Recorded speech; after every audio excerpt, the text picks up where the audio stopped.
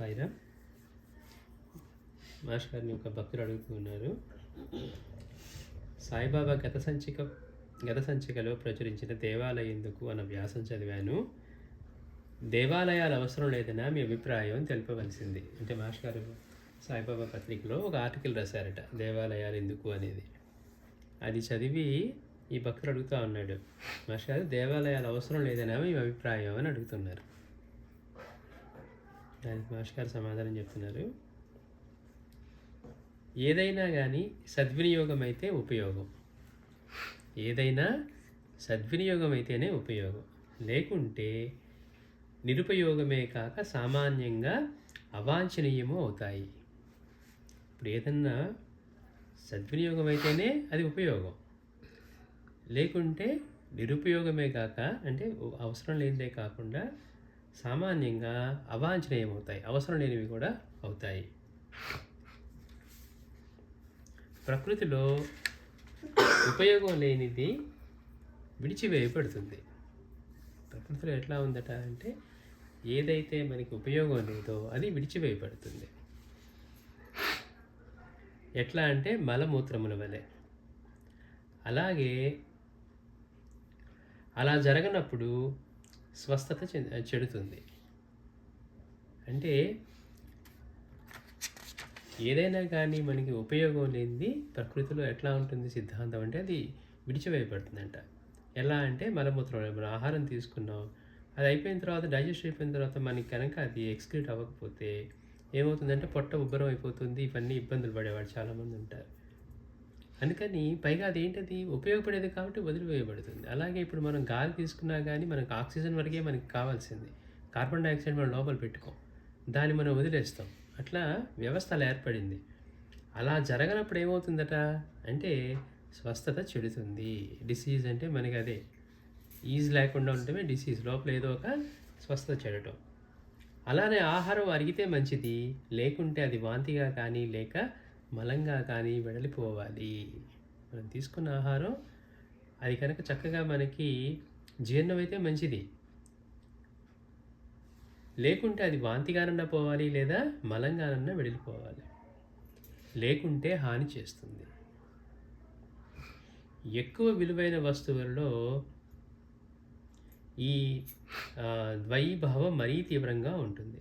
ఉదాహరణకు తక్కువ ఆవశ్యకత అయినటువంటి చర్మం మీద వ్యాధి కంటే అతి విలువైన గుండె, నరాలు, ఊపిరితిత్తులు వంటి భాగాల్లోని వ్యాధులు అత్యంత ప్రమాదకరాలు. అంటే ఆ విలువైన వస్తువు యొక్క విలువను బట్టి. మాస్టర్ ఏమంటారు, ఎగ్జాంపుల్కి మనకి చెప్తున్నారు, ఇప్పుడు చర్మం మీద ఏదైనా ఒక వ్యాధి ఉందనుకోండి, ఆ వ్యాధి కంటే కూడా, అంటే అది వ్యాధి తక్కువదని కాదు, ఆ వ్యాధి కంటే కూడా అదే గుండెకు వచ్చిన వ్యాధో, నరాల బలహీనతో, లేకపోతే నాడీలో ఉన్న సమస్య అలా అలా ఉందనుకోండి, అవి ప్రమాదకరమైనవి. ఇంకా మాస్టర్ గారు చెప్తున్నారు, ఎక్కువ విలువైన వస్తువులలో ఈ ద్వైభావం మరీ తీవ్రంగా ఉంటుంది. ఉదాహరణకు తక్కువ ఆవశ్యకత అయినటువంటి చర్మం మీద వ్యాధి కంటే అతి విలువైనటువంటి గుండె, నరాలు, ఊపిరితిత్తులు వంటి భాగాల్లోని వ్యాధులు అత్యంత ప్రమాదకరములు. అనావశ్యకమైన పదార్థాలను విసర్జించే మూత్రపిండాలు ఆ పని సరిగ్గా చేయకున్నా ప్రమాదం వెంటనే ఏర్పడుతుంది. అంటే మనకి ఏదో స్కిన్ మీద ఏదో ర్యాషెస్ వచ్చాయి, ఇంకోటి అన్నాం అనుకోండి, వారం తగ్గపోయినా 10 రోజులు తగ్గపోయినా పర్వాలేదు. అదే కిడ్నీస్ 2 రోజులు పనిచేయలేదు అన్నాం అనుకోండి, ఏమవుతుంది, లోపల మన సిస్టమ్ అంతా వాడైపోతుంది, ఫిల్టరేషన్ జరగదు, ఎక్స్క్రిషన్ జరగదు, ఏమీ జరగదు. అంటే అదే అంటున్నారు మాస్టర్ గారు, అనావశ్యకమైన పదార్థాలను విసర్జించే మూత్రపిండాలు, అంటే మనకి కిడ్నీస్ ఏవైతే ఫిల్టరేషన్ ప్రాసెస్ ఉంటుందో అవి కనుక సరిగ్గా చేయకుంటే ప్రాణ ప్రమాదం, అంటే బాగా లైఫ్కే డేంజరస్ అన్నంతగా అట్లాంటి ప్రమాదం వెంటనే ఏర్పడుతుంది సత్వరమే. ఏదో ఇప్పుడు వచ్చిందండి కిడ్నీ ప్రాబ్లం, ఏదో ఇంకో సంవత్సరానికి బయటపడుతుంది, అట్లా ఉండదు.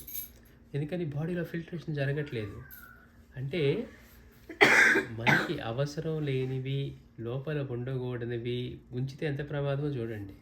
అందుకని ప్రకృతి ధర్మమే ఎట్లా ఉంది అంటున్నారు, మనకి సిస్టమ్కి అవసరం లేనివి బయటికి పంపించి వేయబడే విధంగానే ఉన్నాయి. అందుకని అవసరమైనటువంటి ప్రాణవాయువు, పోషకములను స్వీకరించడం, బొగ్గు పులుసు వాయువు, మాలిన్యాల విసర్జనం. అంటే మనకు అవసరమైనటువంటి ప్రాణవాయువు, మన ఆక్సిజన్ని, అలాగే పోషకాలని, మనం తీసుకునే ఆహారంలో న్యూట్రియంట్స్ని, వాటిని తీసుకోవడం, స్వీకరించడం, అలాగే బొగ్గు పులుసు వాయువు అంటే కార్బన్ డైఆక్సైడు, అలాగే మన మాలిన్యాల విసర్జనం, మనం ఆహారం తీసుకున్న మనలో వాటి వల్ల ఉండే మాలిన్యం, ఇవన్నీ. ఇదే జీవలక్షణం. జీవలక్షణమే అది. మనకి పనికొచ్చేవి తీసుకొని అందులో నుంచి పనికిరానివి విసర్జించటం. ఆధ్యాత్మికతలో కూడా భక్తి వివేకముల క్రియ ఇదే. ఏమండి, భక్తి ఒక్కటి పెంచుకుంటే చాలండి, బలహీనతలు తొలగించుకోవాల్సిన పని లేదా అంటే రెండు అట. మనం ఒక అడుగు వేస్తూ ఉన్నాము, ఒక నడక నడుస్తూ ఉన్నాం అంటే ఒక కాలు ముందుకు వేస్తూ ఒకటి వెనక్కి వెళ్తూ ఉంటుంది, మళ్ళీ ముందుకు వేస్తూ వెనక్కి. అంటే మనం ఒకటి తీసుకుంటూ ఒక మంచి గుణాన్ని అలవర్చుకుంటూ ఒక చెడు గుణాన్ని వదులుకుంటూ రావాలట. లేకపోతే ఏమవుతుంది, మంచి గుణాలన్నీ ఉన్నాయి, నలుగురికి సహాయం చేస్తామని అడిగితే చేస్తాం. మన దగ్గర దుర్గుణాలు కూడా అంతే ఉన్నాయి అనుకోండి, ఇవన్నీ చేసినా కానీ మనకి ప్రయోజనకారి కాకుండా ఇవి ఉండిపోతాయి. పాపం మంచి పనులే చేస్తాడండి కానీ బలహీనతలు భయంకరంగా ఉన్నాయండి అంటాం. తన్ని ఇవి ఎంత మంచి పనులు చేస్తూ ఉన్నా కానీ దాన్ని పక్క నుంచి లాగి పక్కన పడేస్తూ ఉంటాయి మనకి. అందుకని మనకి మంచి గుణాలు అలవాటు చేసుకోవడం ఎంత ముఖ్యమో వదిలించుకోవడం అంతకంటే ముఖ్యమట.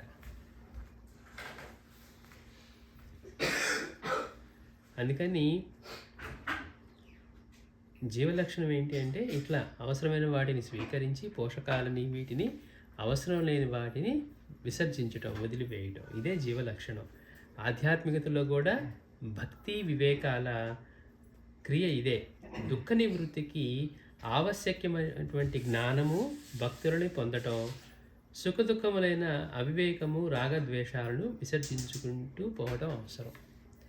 భక్తి కలగాలి అంటే కేవలం మనకి ఆ భక్తి ఎట్లా కలగాలో చెప్తున్నారు. ఊరికే భక్తిని పొందాం, మిగిలినవేవి రాగద్వేషాలు పోలేదు, మమకారాలు పోలేదు, అందరినీ మనం ద్వేషించడం కానీ ఇవి పోలేదు. బాబా అంటే భక్తిని రోజు ఉదయం పూజ చేస్తాను కానీ తర్వాత కనపడిన వాళ్ళందరినీ మనం ఏకేస్తూ ఉంటాం అన్నాం అనుకోండి, ఉపయోగం ఏంటి?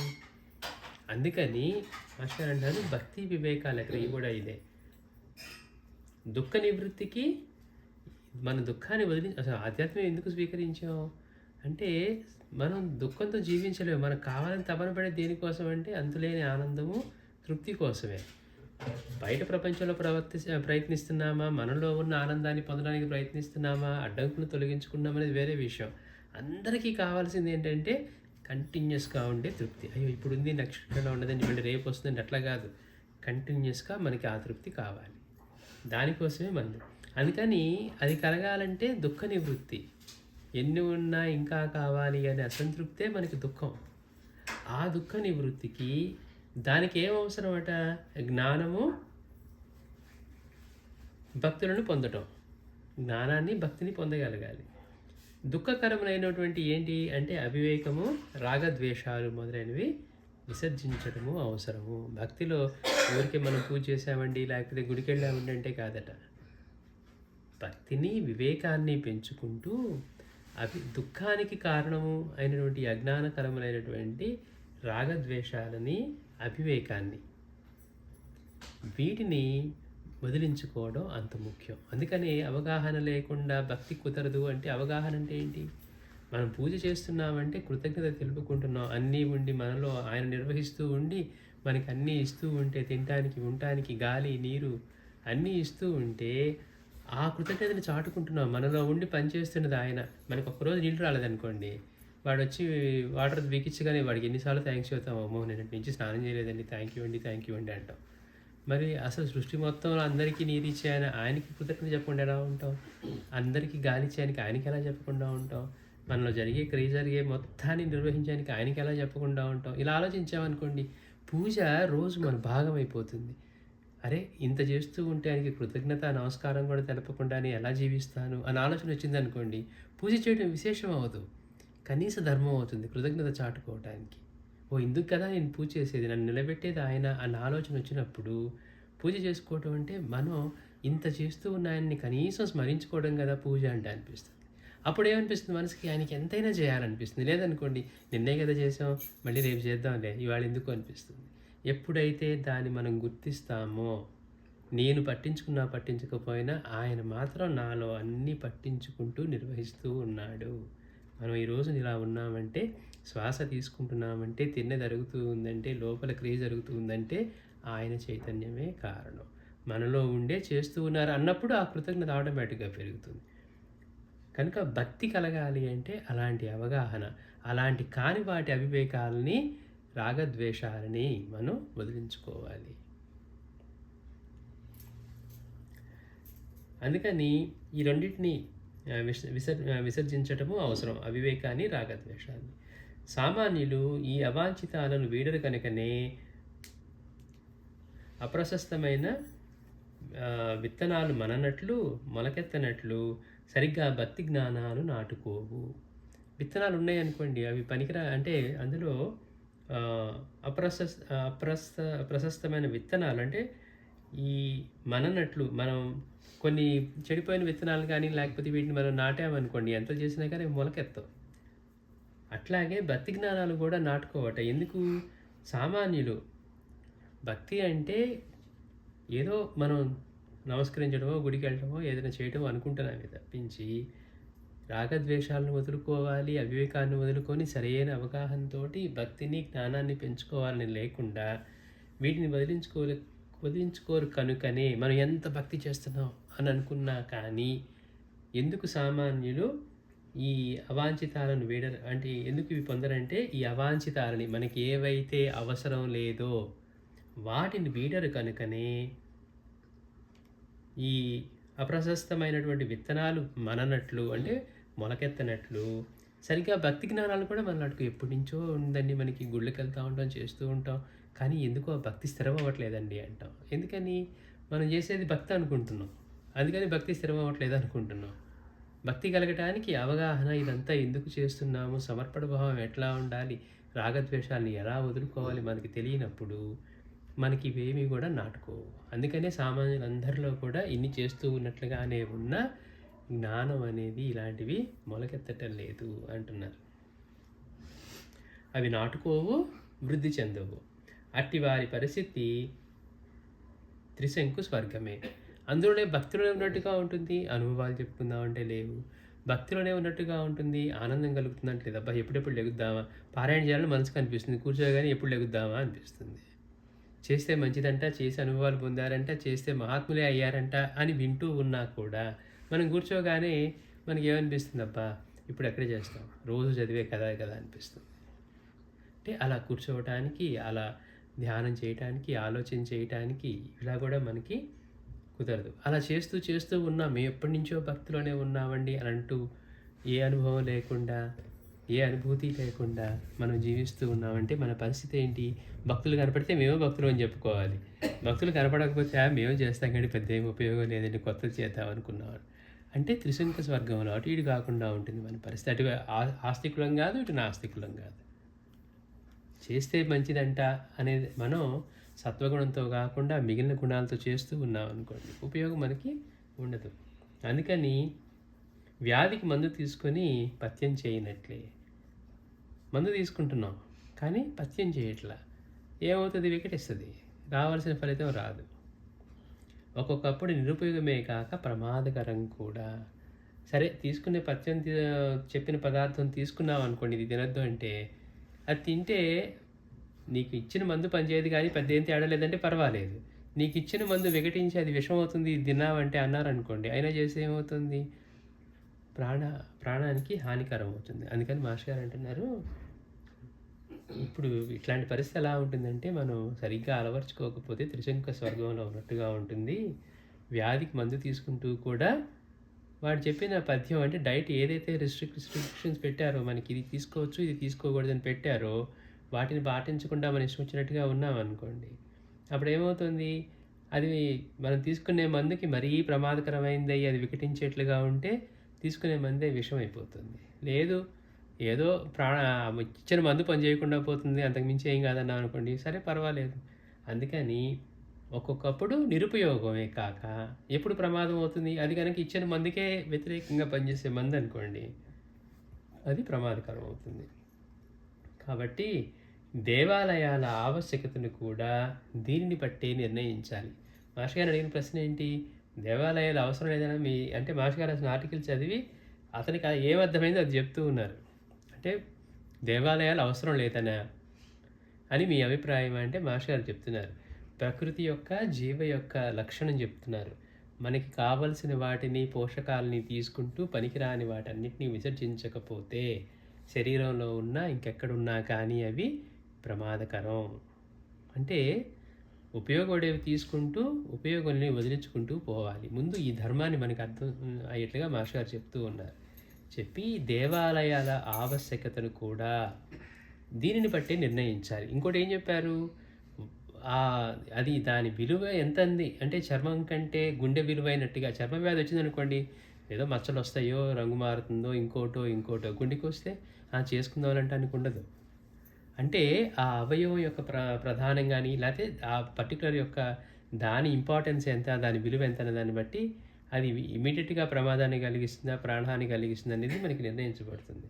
కాబట్టి ఇది అర్థం చేసుకుంటే మాస్టర్ గారు అంటున్నారు, ఇప్పుడు దేవాలయాల యొక్క ఆవశ్యకతను కూడా దీనిని బట్టి నిర్ణయించాలి. మనకి దేవాలయాలు ఎందుకు ఏర్పరిచారు? ఇంట్లో పూజా మందిరాలు అందరికీ ఉంటున్నా దేవాలయాలు ఎందుకు ఏర్పరిచారని మనం ఇప్పుడు ఆలోచించాం. నిధులు పోగు చేసుకోవడము, శైవ వైష్ణవ తగాదాలు, తిరునాళ్ళప్పుడు రికార్డు డాన్సులు, ఆలయంపై ఆధిపత్యం కోసం కార్యకర్తలతో తగువులు మాత్రమే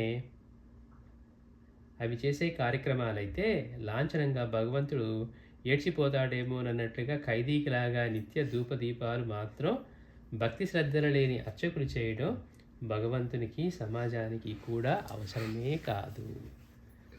చూడండి ఎంత మాట చెప్పారంటే మాస్టర్ గారు. నిజంగా ఇప్పుడు భగవంతుడికి అవసరం, ఆయన వచ్చి బతిలాడుకున్నాడు, ఎవరే నా గుడి కట్టండిరా, నాకు ఉండటానికి ఇక్కడ ఏమీ లేదు, వెస్ట్ బరోలో లేదు, నార్త్ బరోలో లేదు, సౌత్ బరోలో లేదు, మీరు ఎక్కడో చోట కట్టండి నేను ఉంటానని ఆయన అడిగారా?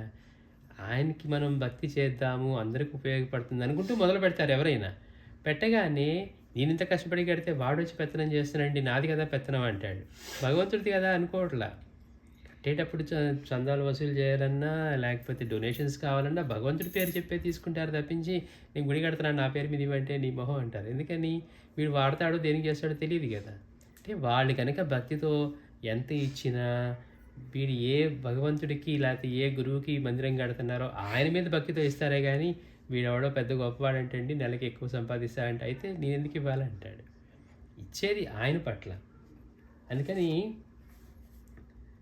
నిధులు పోగు చేసుకోవడానికి లేదా శైవ వైష్ణవ తగాదాలకి ఆయన గొప్ప అంటే ఈయన గొప్ప, శివభక్తులకి శివుడే గొప్ప, వైష్ణవ భక్తులకి విష్ణువే గొప్ప, ఇంత అవగాహన లేక కొట్టుకోవటం, ఈ ఉత్సవాలప్పుడు తిరునాళ్ళప్పుడు రికార్డ్ డాన్సులు, డీజేలు పెట్టి దడదడ మోగిస్తూ మందిరాల్లో చూడండి.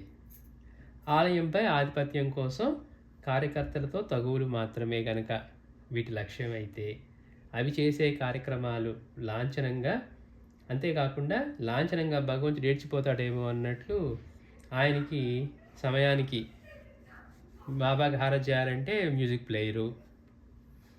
చూడండి, అంటే మన భక్తి కాదు, హారతి ఎవరికి అవసరం?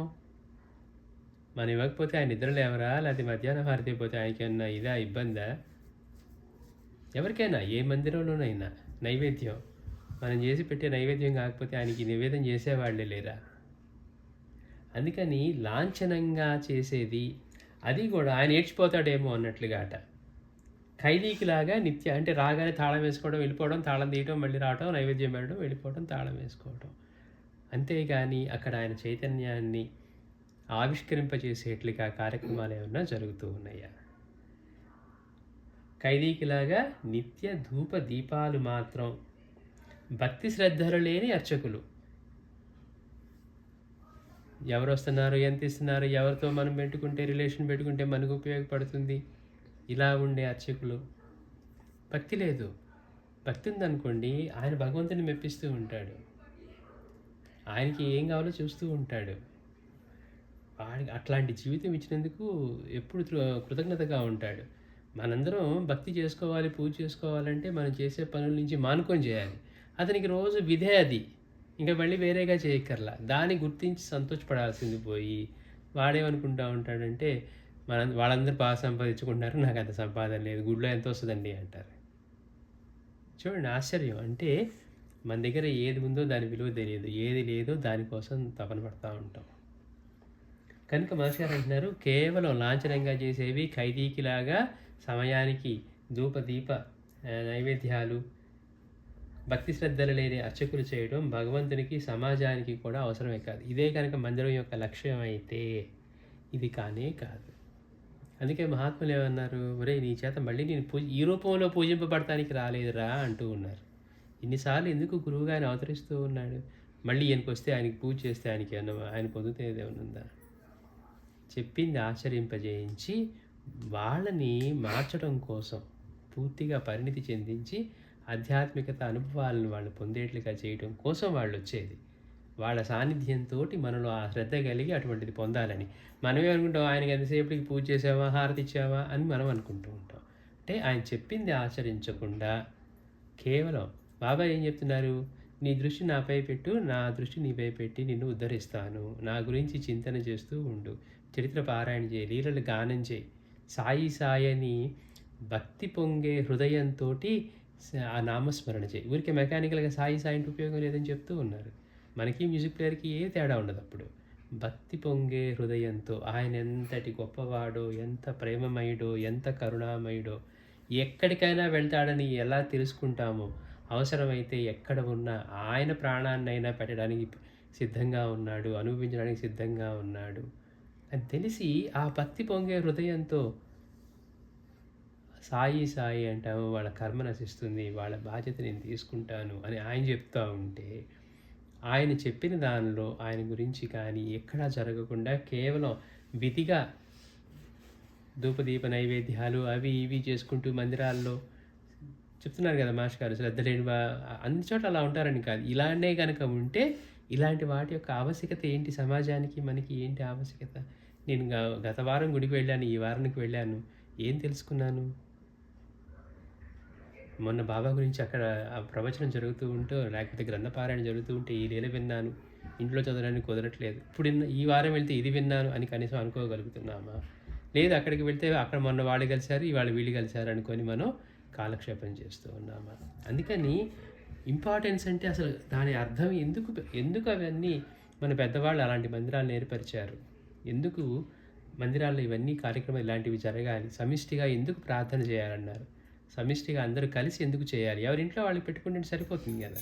అయినా కానీ మనకి మందిరాలు ఎందుకు ఏర్పరిచారు? కనుక ఇలా మాత్రమే అయితే కనుక సమాజానికి కూడా అవి అవసరమే కాదు అంటున్నారు మాస్టర్ గారు. తగువులు, తన్నులాటలు, ఆలయ దోపిడీలు ఎందుకు? ప్రతిసారి ఆలయాల్లో కూడా ఎలక్షన్లకి వాళ్ళకి ఎందుకు అంత అధికారం మీద, వచ్చే ఫండ్స్ మీద కంట్రోల్ కోసం. సేవ చేయడానికి కొట్టుకోవడం ఆశ్చర్యంగా ఉంటుంది మనకి, అందులో ప్రయోజనం లేకుండా సేవ చేయడం కోసం ఎవరు కొట్టుకుంటారు? ఆలయాల్లో కూడా ఈ మెంబర్, ఈ గ్రూపులు, ఇన్ని గ్రూపులు ఉంటాయా భగవంతుని ఆరాధించేవాళ్ళు? అంటే ఆలయ దోపిడీలు, ఘరానా స్వాహాలు ఇవి మాత్రమే కనుక పర్యవసానాలు అయితే అట్లా అవుతాయి. ప్రజల దృష్టిలో మతం పరువు మంట కలపడానికే పనికొస్తాయి. వాళ్ళు ఏదో అనుకొని స్టార్ట్ చేశారండి, కానీ ఎప్పుడు చూసినా డబ్బులు దండుకోవడమో, కొట్టుకోవడమో, అధికారం కోసం ప్రాకులాడటమో, లేకపోతే ఇంకోటో తప్పించి వెళ్ళే భక్తుడికి అక్కడికి పైసా ఒరిగేది లేదు. ఏదో మందిరం ఉంది కదా అని వెళ్ళటమే తప్పించి.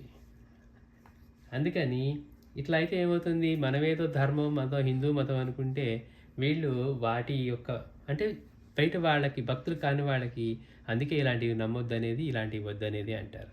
ఎందుకని? ఆదర్శంగా ఉండాల్సిన చోట ఇవన్నీ తీసుకొచ్చి వాళ్ళు కొట్టుకుంటూ ఉంటే, ఓహో దీనిలో ఇదే ఉంటుంది కాబోలు.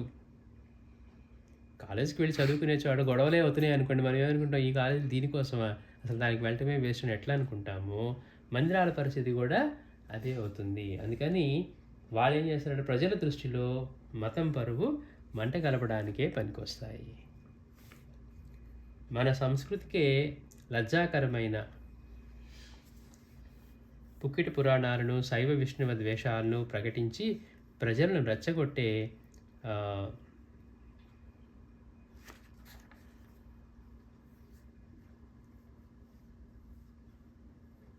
ఈ రెచ్చగొట్టే వాడిని పురాణాల శ్రవణమే చేయిస్తూ ఇతర మత ప్రచారకులు, నాస్తిక హేతువాదులు భయంకరంగా విమర్శించే అవకాశము కల్పించే కార్యక్రమాలనే కనుక చేపట్టేట్లయితే మందిరాలుండరాదు. ఇలాంటివి విని ఇప్పుడు మనం చూస్తూ ఉంటాం. వేరే ధర్మాల వాళ్ళు వీరి ధర్మాలు ఇలా చెప్పారు అలా చెప్పారని వీళ్ళు సరిగ్గా అధ్యయనం చేయకుండా వీళ్ళు కొట్టుకుంటున్నారని ఇట్లాంటివన్నీ తీసి మన మతాన్ని, ధర్మాన్ని పలచన చేసి ఈ సిగ్గుపడే పనికి తీసుకొస్తారనమాట సంస్కృతిని కూడా. ఎవరు వేలెత్తి చూపలేని తలవంచక తప్పని షిరిడీ సాయిబాబా, రమణ మహర్షి, రామకృష్ణ పరమహంస మొదలగు వారి చరిత్రలు, వారి బోధలు, వాటి సహాయంతో మాత్రమే భగవద్గీతాదుల శ్రవణం చేయించినట్లయితే నేటి విద్యావంతులైన యువకులకు ఆధునిక విజ్ఞానంతో సమన్వయం చేసిన ఆస్తిక బోధ, అట్టి అంశాల మీద వారికి వ్యక్తృత్వము, వ్యాసరచన ఈ పోటీలు నిర్వహించినట్లయితే మందిరాలు కావాలి. ఎట్లా కావాలట మందిరాల్లో ఏం జరగాలట అంటే ఎవరు కూడా ఏలెత్తి చూపలేనటువంటి, అంటే వంక పెట్టలేనటువంటి మహాత్ములు ఎవరైతే ఉన్నారో, షిరిడీ సాయినాథుడు తెరిచిన పుస్తకం, ప్రకటమైన రోజు చెట్టు కింద నుంచి మళ్ళీ వారు భౌతికంగా దేహం వదిలేసే వరకు అందరికీ తెరిచిన పుస్తకం. ఏ రోజు తలుపు వేసిందే లేదు. అందరికీ ఆయన దగ్గర ఎంత సంపద ఉంది, ఎంత దాచుకున్నారు, ఎంత వచ్చింది, ఎంత ఖర్చు పెట్టారు, అందరికీ తేట తెల్లం. అలాగే రమణ భగవాన్, రామకృష్ణ పరమహంస, ఇలాంటి మహనీయులు, అంటే ఇంకా వేలెత్తి చూపడానికి లేని అటువంటి మహనీయుల చరిత్రలు, వారి బోధలు, అంటే వారి చరిత్ర పారాయణతో పాటు వారి బోధలు, అలాగే వాటి సహాయంతో మాత్రమే భగవద్గీతాదుల శ్రవణం చేయించినట్లయితే, ఇవి పారాయణ చేస్తూ వీటి సహాయంతో భగవద్గీత అట్లాంటివి కనుక శ్రవణం చేయించినట్లయితే ఏమవుతుందంటే ఉపయోగం, నేటి విద్యావంతులైన యువకులకు ఆధునిక విజ్ఞానంతో సమన్వయం చేసిన ఆస్తిక బోధ, అట్టి అంశాల మీద వారికి అంటే ఎస్ఏ రైటింగు, ఈ వ్యాసరచన పోటీలు, వాటి గురించి ఎలక్యూషను, విన్న వాటి గురించి. ఇప్పుడు మనకి ఇలా మనం బాబా చిత్ర పారాయణ గ్రంథం ఇచ్చామండి 10 మందికి, మీరు చదివిన తర్వాత మీకు ఎలక్యూషన్ ఉంటుంది. మీరు ఏదైనా మీకు అర్థమైన కాన్సెప్ట్ మాట్లాడాలి.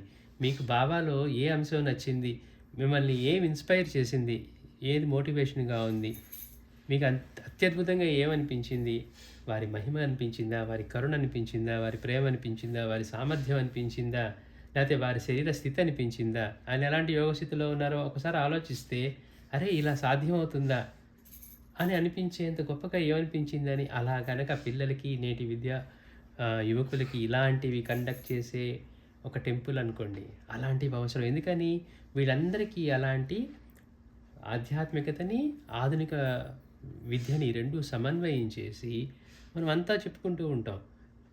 అందరూ చదువుకుంటారు ఏమని, అంత ఎనర్జీ ఉంది అంటారు, కానీ ఎనర్జీ కనపడేది కాదు. ఎలక్ట్రాన్ కనపడదు, ప్రోటాన్ కనపడదు, మనకి న్యూట్రాన్ కనపడదు. మరి అన్నిట్లో ఒకటే ఉన్నప్పుడు, ఎంత భిన్నంగా ఉంటూ ఉన్నప్పుడు మనకి దాన్ని మనం నమ్మేది ఎట్లా? ల్యాబ్లో టెస్ట్ చేస్తున్నాం, బయటకు వస్తున్నాం, మళ్ళీ వాడు వేరు వీడి వేరు వస్తువు వేరు అనుకుంటూ ఉన్నాం. కానీ ఇవన్నీ సమన్వయం ఎవరు చేస్తూ ఉన్నారు? సాయినాథుడు చేస్తూ ఉన్నాడు. జడ జీవ చైతన్య పదార్థాలు ఎక్కడివైనా, దేనిలోనైనా నేనే ఉన్నాను, ఒకే చైతన్యం ఉంది, ఒకే దైవశక్తి ఉంది అని ఆయన అనుభవంతో నిరూపిస్తున్నారు. అంటే మనం ఎంత చదువుకున్నా మనకి తెలిసినట్టుగా ఉండి తెలియనట్టుగా ఉండేది ఏదైతే ఉందో అది అర్హత లేని వారికి సైతం ఆయన ఎట్లా సమన్వయం చేసి, అసలు వేదాల్లో చెప్పింది ఎలా సాధ్యం నమ్మకం అంటే అదిగో సాయినాథుడు చేసి చూపిస్తూ ఉన్నాడు, రామకృష్ణ పరమహంస చేసి చూపిస్తూ ఉన్నారు. మహనీయులందరి తత్వం కూడా, స్థితి కూడా అదే ప్రకటమవుతోంది. చెప్పిన వాటన్నిటికీ సమన్వయం వాళ్ళు. ఇదే వీళ్ళే కనుక లేకపోతే మనం అవి నమ్మలేమేమో, ఎందుకని మనకు అనుభవంలో లేవు. అంతటా ఒక్కటే ఉంది, అంతటా భగవత్ చైతన్యమే ఉంది అని అన్నీ మనకి చెప్తూ ఉన్నప్పుడు అనుభవం ఇచ్చేవాడు లేకపోతే దాన్ని నమ్మేది ఎలా? మనం సైన్స్లో చదివినప్పుడు మనం అడగం ఈ ప్రశ్నలు. చూడండి, మనకి మార్కులు వచ్చాయా లేదా, గుర్తుందా లేదా, వాళ్ళు చెప్పింది అనుకొని మనం మార్కుల కోసం చూస్తామే తప్పించి వీళ్ళు చెప్పింది నిజమా, నాకు అనుభవం కావట్లేదే, నాలో కూడా ఎలక్ట్రానే ఉందా, నా చేతిలో కూడా ఎలక్ట్రానే ఉందా అని మనం ఆలోచించాం. అన్నిట్లో ఎలక్ట్రాన్ ఉంటుంది, ప్రోటాన్ ఉంటుంది, ఎనర్జీ అంటున్నామే కానీ నాలో కూడా అదే ఉంది, నా చర్మంలో అదే ఉంది, ప్రతి దానిలోనూ అదే తయారు చేయబడింది, మనం కూర్చున్న దాని మీద, చూసే దాని మీద, గాల్లోనూ అన్నిట్లో అదే ఉంది.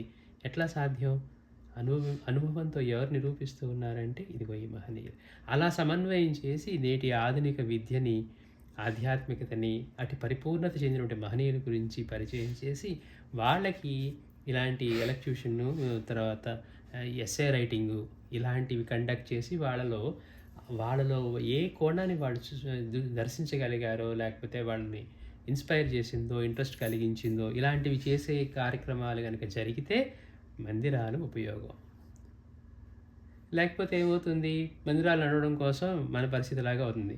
మనం ఏ పండగొచ్చినా మనం ఫండ్స్ రైజింగ్ కోసం ప్రోగ్రామ్ పెట్టుకున్నట్టుగా ఉంటుంది. ఆ ప్రోగ్రాం వల్ల ఏం ఉపయోగం మనకి తెలీదు. మనకి దైవం అంటే భయం గనక, అవగాహన లేదు కనుక అమ్మో చేసుకుంటే పోలా అనిపిస్తుంది. అంతే తప్పించి ఆయన చెప్పిన దాన్ని, ఆయన తత్వాన్ని, మనలోనే ఉన్న ఆయన ఎలా దర్శించాలి, జీవితంలో ప్రతిక్షణం కృతజ్ఞతగా ఎలా జీవించాలి, కృతజ్ఞత లేకుండా జీవించటం వలన మనకి ఎంత నష్టం కలుగుతుంది అని అవగాహన వచ్చినప్పుడు జీవించడం సహజం అవుతుంది. మనం ఎవరు గుర్తు చేయక్కర్లా, ఎవరే నువ్వు తినే ముందు ఒక్కసారి ఆయన్ని స్మరించుకో అని చెప్పక్కర్లా. ఇదంతా ఆయన మనం ఇచ్చేది ఎవరన్నా మన కృతజ్ఞత లేకుండా ఉంటే మళ్ళీ మళ్ళీ ఇవ్వమే. ఒక్కసారి మాస్టర్ వాడు గుర్తు తెచ్చుకుంటే, ఒక్కసారి భోజనం పెడితే వాడు కృతజ్ఞత చూపించకపోతే మళ్ళీ మళ్ళీ మనం పిలవమే. ప్రతిరోజు ప్రకృతి అంతా మనకి చందాలు వేసుకొని బతికిస్తూ ఉంటే కృతజ్ఞత లేకుండా మనం ఎలా జీవించగలం అన్నారట. అప్పుడు ఏమవుతుంది, ఆలోచన వచ్చినప్పుడు సహజం అవుతుంది. అంటే వాడు తలుచుకోగల, అది సహజమైపోతుంది అనమాట. అట్లాగా అందుకని ఇలాంటి ప్రోగ్రామ్స్ కండక్ట్ చేసి ఈ తరం యువకుల్లోనూ, ఈ తరం విద్యార్థుల్లోనూ, వీళ్ళందరిలో కూడా అలాంటివి ప్రోత్సహించి వాళ్ళలో అటువంటి సమన్వయాన్ని కలిగించేవి కనుక నిర్వహించేట్లయితే అట్లాంటి మందిరాలు కావాలి. పెద్దవాళ్ళకి పారాయణలు చేస్తూ, వాటి గురించి తెలియజేస్తూ, పిల్లలకి ఇలాంటివి చేస్తూ, మళ్ళీ వాళ్ళకి ఏం తెలుసుకున్నారో అని వాళ్ళు ఇప్పుడు ఇవి పెట్టారనుకోండి, ఇంకా ఇంకా లోతుగా అధ్యయనం చేయాలనుకుంటారు. అలా నిర్వహించేట్లయితే కనుక మందిరాలు కావాలి. ఆలయ నిధులన్నీ ఇట్టి కార్యక్రమాలకు వినియోగించాలి. అలా భావితరాలలో ఆస్తిక దృష్టి, భక్తి శ్రద్ధలు పెంపొందించకనే ఆలయాలు కట్టడం ముందు భక్తి శ్రద్ధలు లోపించడం, దైవాన్ని కించపరచడమే అవుతుంది. అంతటి మహనీయుడు తెచ్చి అక్కడ పెట్టి ఆయన ఎవరో తెలియదు, పిల్లలకి ఎందుకు వస్తారో తెలియదు, వాడేదో అడబెట్టమంటే పెట్టారే తప్పించి ఆయన గురించి ఏమీ తెలియదు. వాళ్ళకున్న భక్తి వాళ్ళతోనే అంతరించిపోతుంది. పెద్దవాళ్ళతో పిల్లలకి ఏం చెప్పరు. మా అమ్మ వాళ్ళు వచ్చేవాళ్ళు అనుకుంటారు, దూరం నుంచి దండం పెడతారు, అది ఎందుకో తెలియదు, ఆయన పట్ల భక్తి ఉండదు. కనుక తర్వాత కాలంలో ఏమవుతుంది, అటువంటిది కనీసం భక్తి కూడా లేకుండా అటువంటి మహనీయుడిని మనం కించపరిచినట్లు అవుతుంది అంటున్నారు. ఆస్తిక దృష్టి, భక్తి శ్రద్ధలు పెంపొందించకనే ఆలయాలు కట్టడం, ముందు భక్తి శ్రద్ధలు లోపించడం దైవాన్ని కించపరచడమే అవుతుంది. మన సంస్కృతిని అపహాస్యం చేయడమే అవుతుంది. ఇందులో చురుకుగా పనిచేసి ప్రతిభను చూపే విద్యార్థులకు విద్యా ఉచిత పారితోషికాలు ఏర్పాటు చేయాలి. ఇంకా మాస్టర్ గారు అంటున్నారు, అలాంటి వాళ్ళకి ఇంకా వాళ్ళని ఇన్స్పైర్ చేసి వాళ్ళందరినీ మోటివేట్ చేయడానికి, వాటికి ఇంకా విద్య ఇందులో ప్రతిభను చూపే, అంటే ఇట్లాంటి వాటిలో ప్రతిభను చూపే విద్యార్థులకు పారితోషికాలు ఇట్లాంటివన్నీ కూడా ఇవ్వాలి. ఉపాధ్యాయులకు అట్టి శిక్షణా శిబిరాలు నిర్వహించడానికి నిధులు ఉపయోగపడాలి. మందిరంలోకి వచ్చే వాటిని, అంటే ఈ ఒక్క మందిరంలోనే కాకుండా విద్యార్థులకి చెప్పే ఈ ఉపాధ్యాయులకు కూడా అలాంటి శిక్షణ అందించగలిగేటట్లుగా వాళ్ళని తయారు చేయడానికి కూడా ఆ నిధులను ఉపయోగించగలిగేట్టుగా ఉండాలి అంటున్నారు. తమ నిధులు ఇలా వినియోగించడం వల్లనే ఇటు ఇతర మత ధర్మాలు కానీ, నాస్తిక హేతు భౌతిక వాదాలు కానీ నేడు విజృంభిస్తున్నాయని గుర్తించి తగు రీతిని నిర్వహించగలిగేట్లయితే దేవాలయాలు కావాలి. కారణం అవి సార్థక నామధేయాలు. దేవాలయాలు అంటే దేవుడి యొక్క ఆలయం అది. అందుకని ఇట్లాంటి కార్యక్రమాలు నిర్వహించేట్లయితేనే, ఏదో వాళ్ళు మళ్ళీ అలంకరణ చేశారండి, మన భక్తి అక్కడికి ఆగిపోతుంది. ఇప్పుడు అక్కడ ఏదో భాగవత శ్రవణం జరుగుతుందండి, లేకపోతే అక్కడ మహాత్ముల చిత్రపారాయణ జరుగుతూ ఉంది, ఇలాంటివి ఏమీ ఉండవు. వెళ్ళామా, మన సమయం అట్లా గడిచిపోయిందా, మనకి తెలియని వాళ్ళు నలుగురు సోషల్గా కలిసారా, ప్రసాదం తీసుకున్నామా, వచ్చేసామా. ఇది మనలా ఉంటే ఆ మందిరం నిర్వహించేవాళ్ళు వాళ్ళు కొట్టుకుంటూ లాస్ట్ టైం వాళ్ళు వచ్చింది కమిటీ, ఈసారి మనం రావాలి, లేదు వాలంటీర్లు అయినా కానీ కొట్టుకునే స్థితిలో ఉన్నారనుకోండి. అసలు ఇది ఎందుకోసం ఏర్పడింది, అక్కడ ఉన్న మహనీయుడు ఎవరు, ఆయన ఏమి తీసుకొస్తే ఆయన మనం పూజించాలనుకొని మొదలుపెట్టాము. సాయినాథుని మందిరం కట్టాలనుకున్నాం అనుకోండి, సాయినాథుని మనని ఎలా ఇన్స్పైర్ చేశారు? ముందే రాముడు మందిరమో శివ మందిరమో కట్టకుండా సాయినాథుని మందిరం ఎందుకు కట్టాలనుకున్నారు అన్నదాన్ని కూడా కోల్పోయి ఎందుకు పెట్టాము అనే దాన్ని సమన్వయం కోసం మనందరికీ జీవితంలో ఆధ్యాత్మికతని దగ్గరగా తీసుకొచ్చి, మాస్టర్ గారు అన్నట్టుగా ఏ విశ్వం అయితే మహర్షులను సైతం మాయ చేసిందో అదే విశ్వం మనకి గురువై బోధించే రూపంలో మనకి సాయినాథుడు ఎలాంటి ఆలంబనాన్ని అందించారో చూసుకుంటే అందుకోసం మన జీవితంలోకి ఆయన తెచ్చుకోవాలని మనకు అర్థమవుతుంది. లేదనుకోండి, మిగిలిన మందిరాల్లాగే వెళ్ళామా, వాళ్ళు ఏదో చదివారు, మనకేదో విన్నాం, ప్రసాదం పెట్టారు, వచ్చేసాం. వాళ్ళు గొప్ప, వీళ్ళు గొప్ప, ఆ మందిరం కంటే మేము బాగా చేసాం, ఫండ్స్ ఎక్కువ కలెక్ట్ చేసామని కొట్టుకోవటమా? నిజంగా మనం కూడా వ్యక్తిగతంగా ఏమన్నా శ్రేయస్సు సాధించామా? చేసేటప్పుడు మన సేవాభావం ఉందా? భగవంతుడిది, ఇదంతా భగవంతుడిదే. మనం ఏం చేస్తూ ఉన్నా, మనం ఎంత కలెక్ట్ చేసినా ఆయనకి ఇచ్చారు తప్పించి మనకున్న స్టేటస్ని కాదని ఫస్ట్ గుర్తుంచుకుంటే, అప్పుడు మనం అందులో మా సేవను వినియోగించుకుంటే మనకి ఎలా ఉపయోగపడుతుందో మనకు అర్థమవుతుంది. అంటే మందిరాలు ఎన్ని రకాలుగా మనకి ప్రయోజనకారిగా ఉంటాయో అప్పుడు. అందుకని మాస్టర్ గారు అంటున్నారు, ఇట్లా నేటి విద్యార్థుల్లోనూ అటువంటి ఆధునిక విజ్ఞానంతో పాటు సమన్వయం చేస్తూ భక్తి శ్రద్ధల్ని తరతరాల ముందు తరాల వాళ్ళకు కూడా అలా కల్పించేట్లుగా ఉంటేనే అవి మనకి ఉపయోగాలు, లేకపోతే అలాంటివి అవసరం లేదు అంటున్నారు. శ్రీ సచ్చిదానంద సద్గురు సాయినాథ్ మహారాజ్ కీ జై.